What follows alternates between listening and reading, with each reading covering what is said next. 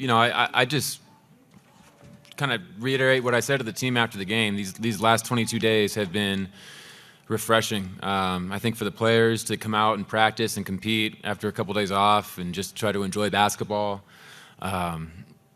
Obviously, it's a hectic time for a coaching staff to be dealing with the portal and everything going on, but the joy that these guys bring every day, and it was just a pleasure to coach them, and was just grateful to be able to push that on for 22 more days.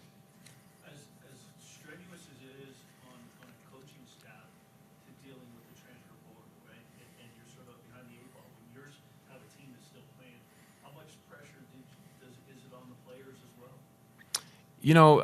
I think it's tough. Like it's when I was playing, and for the last 10 years or so, the season ends. You get a week or two to really just decompress, step away from basketball, live like a normal student.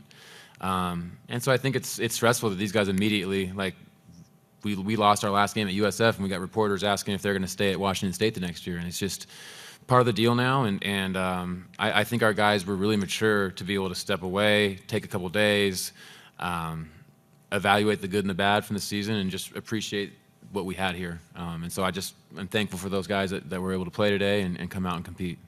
Did today's game was it synonymous with the highs and lows of the entire season in terms of sort of a roller coaster? It's been a game of runs all season. I mean, basketball is a game of runs, but I feel like we were on the extreme end of that for a lot of this season.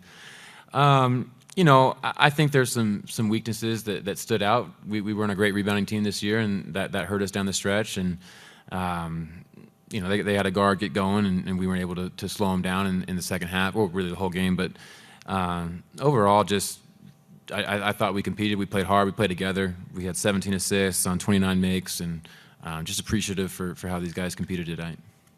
How do you assess your first year as coach at Washington State, whether it's with a grade or just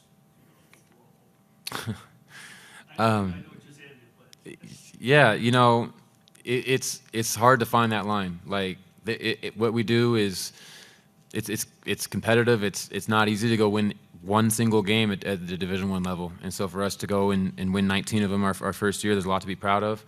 At the same time, we have much higher expectations as a group, as individuals, and so I think it's a great foundation. I think there's a lot of things that we learn from, and if we can build on this, and this is something that we take and grow from next year, then it's an A.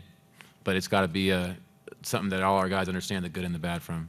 I always ask the player, what did you learn from coach? You heard me ask your player, what did you learn from your player? Man, it's a good question. I think you can kind of take a little bit. I'm just going to talk about the three seniors. I think I learned a lot from those guys. I coached Ethan for 4 years, coached Cedric and Dane for 3.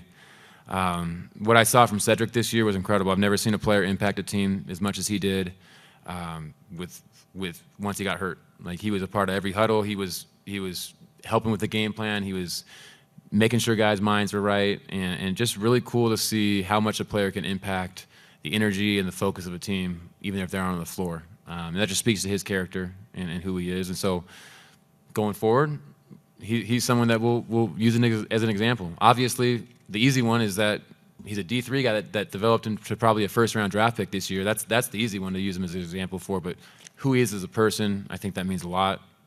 Dane Erickstrip, someone that made the most out of his college career. Like, I learned that you can do it. Like, you can go be a computer science major and work your tail off and spend 20 hours in the lab writing code and still be I don't know what he was. He was second or third best three-point shooter in the conference this year, and had a heck of a senior year and developed and grew his game. Is going to be a great pro next year. And then Ethan, I feel like Ethan's more mature than me. I learned a lot from Ethan over the last 4 years. He's a great person, and just to take everything not too high, not too low, and just a great person. So I think just try to take things from individuals, and those three guys are great examples. Final one for me. You also have some talented freshmen. How proud are you of the job you did in terms of creating chemistry, the way that you did in teaching these players and all the personalities and how to overcome adversity? we talk a lot about how you only grow in tough times. And I think our freshmen, they got thrown in the fire. They had some tough times this year where they were playing big minutes at Iowa in front of a packed house, at Gonzaga. Just really, really huge minutes for freshmen to play. And you kind of saw it tonight. Like, Thomas stepped up down the stretch and was really guarding his tail off. You don't see that from a freshman. He wouldn't have done that 2 months ago. And so we just really tried to preach all season, and especially the last month when we felt it was slipping a little bit, just we want to be the most competitive team and unselfish team. And I thought when you look at Thomas, you look at Parker, you look at Case, the freshmen that were able to play today, I think they embodied that. They play super unselfish. They play their tails off. They compete, and they're going to learn and grow from that.